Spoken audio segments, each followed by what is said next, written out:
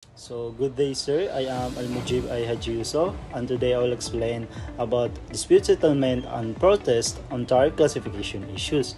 So, after the lodgement of goods declarations, the importer should go to the examiner for a physical examination of goods and documentary.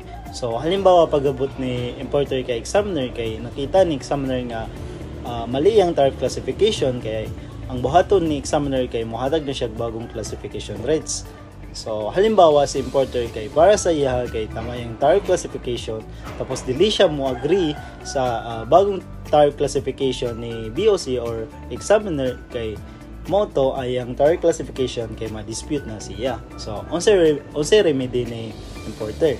Ang remedy ni importer kay moadto na siya kanang mas mataas kay examiner. It is the principal appraiser. So si principal appraiser mo na siya ang nag-review sa mga findings ni examiner. So let us say na ang findings gihapon ni appraiser kay kanang tama ang findings ni examiner. So unsay buhaton ni importer? Moadto na siya sa mas mataas kay principal appraiser. It is the chief assessment.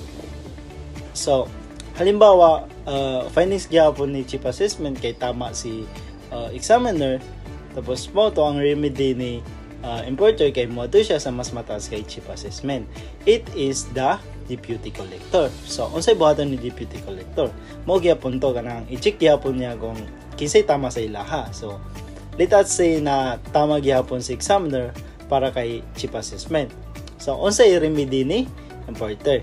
Ang remedy ni importer kay moadto siya kay district collector. So, sa level ni district collector, kay titingnan niya kung ang issue sa tariff classification is difficult or highly technical. So, when can we say that the issue on tariff classification is difficult or highly technical? According to the KAO, when the goods are classifiable under more than one AHTN chapter, heading, or subheading. Number 2 is product description is not specifically provided for any AHTN heading or subheading others. So, ang others kayo makita na siya sa HTN book, katong others basta makita na you guys. So, let us say na not difficult or highly technical issue.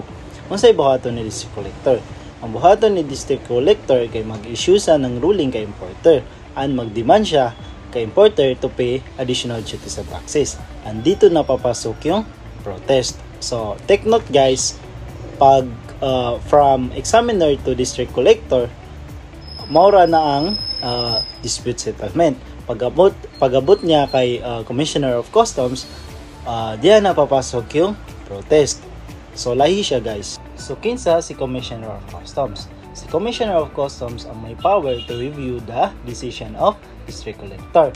So kailan mag-file ng protest?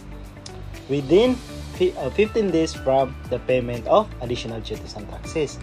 Kasi sa protest guys, kay hindi ka pwedeng mag-proceed kay Commissioner of Customs if hindi ka magbayad ng additional duties and taxes. No payment, no protest. Parang nga na siya. So, the importer should also specify the ruling for which the protest is made. Kung bakit sa tingin niya kay mali ang decision ni district collector. And also indicate the ground and relief kung bakit sa tingin niya kay siya ang tama kaysa sa decision ni district collector. So for example, the commissioner rendered a decision affirming the ruling of the district collector about classification dispute. So unsay buhaton ni importer? So ang buhaton ni importer is na siya duha ka option. Either moadto siya kay tariff commission within 15 days from receipt of decision, or moadto siya kay Court of Tax Appeal within 30 days from receipt of decision. So unsay maayong buhaton ni importer? Asa siya mouna kay tariff commission or Court of Tax Appeal? So for me kay mas magandang pumunta mo na siya kay tariff commission kasi mas marami yung options niya. Kasi if halimbawa gi-deny ni tariff commission, kay pwede pa siyang pumunta kay Secretary of Finance, and if after kay Secretary of Finance, pwede pa siyang pumunta kay Court of Tax Appeals. So marami yung options niya kaysa kay kaysa mag-una siya kay Court of Tax Appeal, then after nun kay wala na siyang ibang options. So yun yung not difficult or highly technical issue. So let us say na difficult or highly technical issue. Unsay buhaton ni District Collector? Ang buhaton ni District Collector kay i-inform niya si importer that the issue of tariff classification is highly technical. So ang pwedeng i-refer ni District Collector na magpunta si importer kay Tariff Commission. So halimbawa kay ang shipment kay kanang mga karne, so dapat biya na kay naka-freezer, no? So syempre matatagalan biya ang pag-process sa kay Tariff Commission. So ang kanang kanang lugi good si importer kay habang ginawait ang Tariff Commission kay syempre nagabayad biya na siya kurente, no? Kay dili biya pwedeng hindi naka-freezer yung karne. So unsay maayong buhaton ni importer? So for me, mas maayong buhaton ni importer kay mag-release siya under tentative assessment.